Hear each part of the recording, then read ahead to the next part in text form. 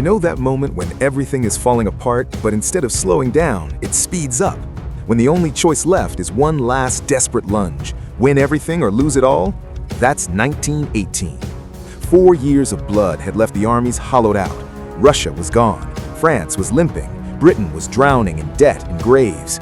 America was arriving in force, fresh and furious. This is the story of how one event triggered the deadliest conflict humanity have ever seen.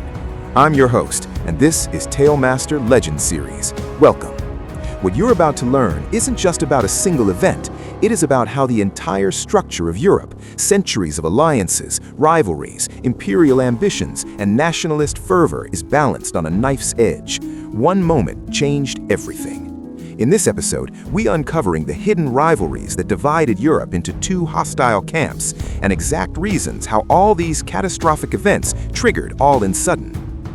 Germany had one window, maybe 6 months, before the Doughboys swamped the line. So Ludendorff rolled the dice. One last throw, all or nothing.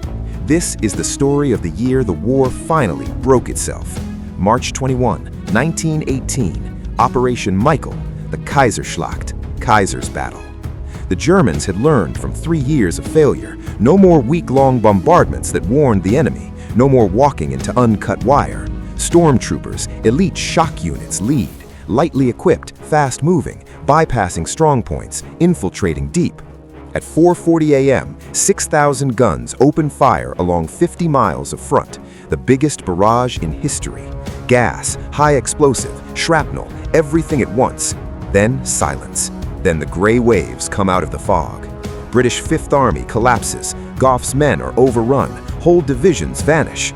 By March 28th, the Germans have advanced 40 miles, more than in the previous 3 years combined. Paris is shelled by the Paris gun, a monstrous 210mm cannon firing from 75 miles away. Shells fall on Good Friday. Civilians panic. The Allies are in crisis. Haig issues his famous backs-to-the-wall order. With our backs to the wall and believing in the justice of our cause, each one of us must fight on to the end. But the Germans are exhausted too. They've outrun their supplies. Horses drop dead. Men loot British ration dumps for food they haven't tasted in years. Tinned beef, jam, white bread. The advance slows. April to July, 4 more German offensives. Lys, Aisne, Noyon, Marne. Each gains ground. Each costs more than the last. By July, Germany has spent its last reserves, and America has arrived. Over 1 million doughboys by summer, fresh, well-fed, eager.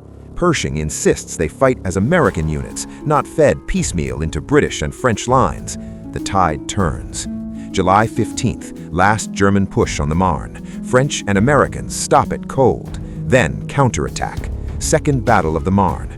Allied tanks, aircraft, artillery, infantry, coordinated at last. The Germans retreat. Ludendorff calls July 18 the Black Day of the German Army. The initiative is gone. Now the Allies attack. The 100 Days Offensive. August 8th, Amiens. British, Australian, Canadian, French, together. Tanks roll in hundreds. Aircraft strafe trenches. Infantry follows. Germans collapse. Ludendorff, the war must be ended. August to November, relentless pressure. Saint-Mihiel, Meuse-Argonne, Cambrai, Selle, Cambrai. American First Army, over 1 million men, attacks in the Argonne forest. Thick woods, machine guns, barbed wire. They pay dearly, but they keep coming. By October, the Central Powers crack. Bulgaria sues for peace. Ottomans collapse.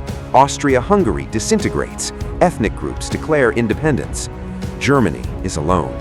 Mutiny in the fleet at Kiel. Sailors refuse to sail for a suicide mission. Soviets spread. November 9th, Kaiser Wilhelm abdicates. November 11th, 11 a.m. Armistice. Guns stop.